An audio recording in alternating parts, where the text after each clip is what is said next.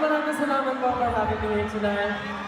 Of course, sa inyong lahat na talagang sumusuporta. Unang-una sa Sex Bomb po, maraming salamat for having me. Ate Rochelle, maraming salamat po. Sa producers, sa lahat na nakumubo ng show na ito, maraming salamat. At sa inyong lahat, maraming salamat. Again, Moa Arena, magigay!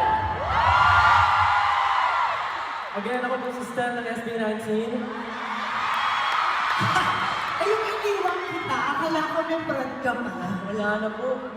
Inaantay ko eh. Siguro sa susunod. Sa susunod, pwede ba, no? Oo, alam mo, thank you ha, na pagbigyan mo kami. Basta, ikaw. Basta, alam mo ba na nalaman ko na message pala si Ate Rochelle sa Instagram niya? Matagal na! Matagal na pala. Round 2 pa lang yan. Round 2 na lang. Pero, nakabawi na ba ako? Nakabawi na ba ako? Hala! Ano?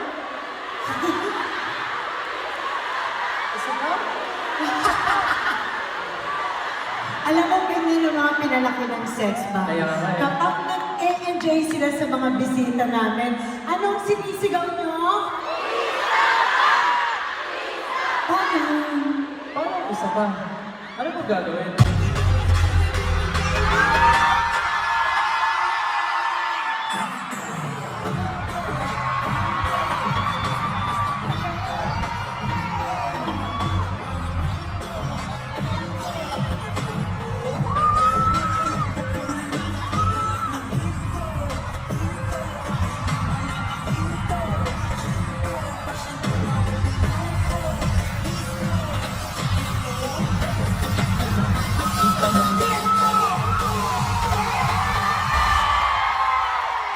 Alam mo, gusto man kitang sabayan. Ang awkward kasi na sa itsura ko. Baka mahulog yung mga flowers mo dyan. Ang gento. Kaya...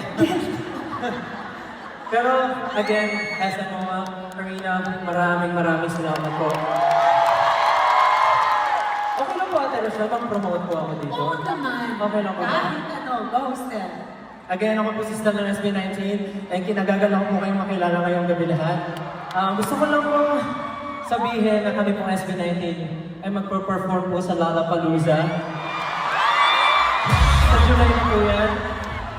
At sana po ay maging maganda po ang kalalabasan ng performance nito para mas makilala pa po ng buong mundo ang galing at talento ng buong Pilipinas. Baka po sa susunod, dito na sila mag-show sa atin, di ba? Malay natin. Di ba nga? Hindi natin masasabi. Why At not? magpa-perform din po kami sa Summer Sonic po sa Japan. Kaya sana po, kung gusto niyo po manood, welcome po kayo. Sagot niyo na po yung pamasahe niyo Kami na po sa performance. At ayun, at sana po supportahan niyo po ang kakalabasan namin na album na Wakas at Simula. Sana po supportahan niyo yun. Again, maraming salamat. Muli ako po si Stan at kinagagalang po kayo makilala. Maraming salamat po.